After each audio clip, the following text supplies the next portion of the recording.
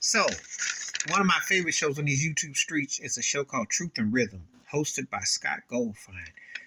This cat is up on the funk, R&B, and what have you, and it gives you a great overview. He's also got like a donation thing on Patreon. He's on Facebook. I watched the show. I support it. You should check out Truth and Rhythm if you want to go back old school and deal with a funk R&B acts that unsung really get to tell a story. The reason why I'm bringing this one up is because he had Otis Stokes, the musician from Lakeside.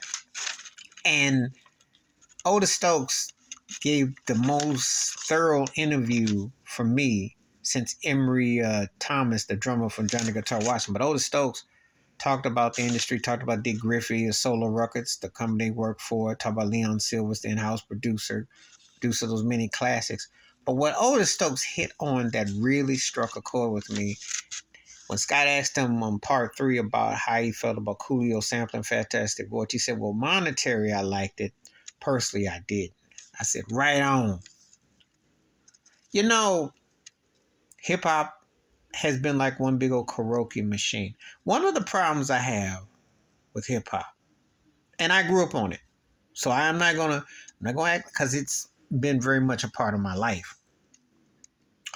However, the karaoke aspect of it and making these cats like they're all this talent, and to me, it's another form of the plantation that if you're the house and the field Negro, the ones who actually did the work aren't getting rewarded. The Parliament Funkadelics, the Earth, Wind and Fires, the Lakeside, the bands that James Brown, Cy Family Stone, people that put in the work aren't getting it. They make up a Puffy. They make up a Hammer. They make up a Dr. Dre. They make up all these acts who built from Pharrell to by the producers, milk careers off of sampling. Otis Stokes was talking about From Rapper's Delight with Sugar Hill Gang and replaying Chic's Good Times. And what they have done is whitewash. And what they did is the originators haven't gotten the same. Funk music has been racially profiled and discriminated against. It does not happen to their white counterparts. You see, the Rolling Stones will never have nobody sample them and be as big as them. The Beatles never had that happen. Led Zeppelin, they stole from blues artists left and right.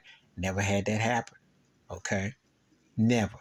The Eagles, successful. Aerosmith. See, white rock pop acts don't have the same situation. They get to play their songs, and if someone sampled it, it was by chance. But it wasn't because said act had to use it to blow up a certain act, because said act was already respected. There wasn't the same affinity and love for funk acts.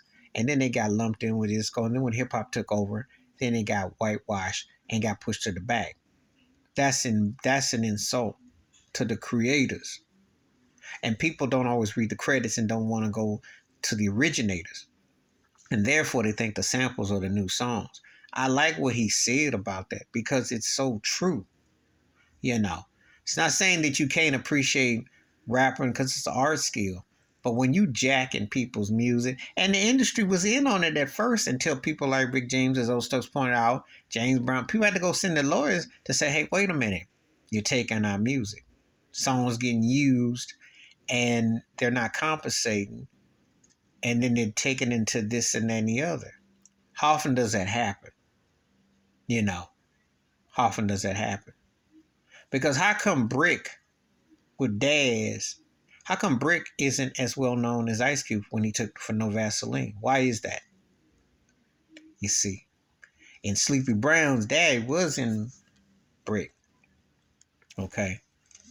But you see, the hip hop, what they've done with hip hop is they have, watered down because they want to have appeal. They took the money out and regurgitated it into a different art form without paying the originators. That's the real issue at hand. If you take care of the acts firsthand, then you won't have that. But that's the sad reality. They didn't care. And that's how they treat black artists and black folk. That's just why it's been one big plantation in that industry. So I enjoyed that interview. If you get a chance, check out Otis Stokes on Truth and Rhythm. Very telling. Please hit like, subscribe, work on thoughts and comments, and I do respond. Thank you. Wash your hands, keep your mind clear, watch out for another shit if you want to. And if you have an issue with the karaokeisms of hip hop, by they just stealing stuff, taking songs, and the prop artists never getting compensated, let me know in the comments below. I'm out.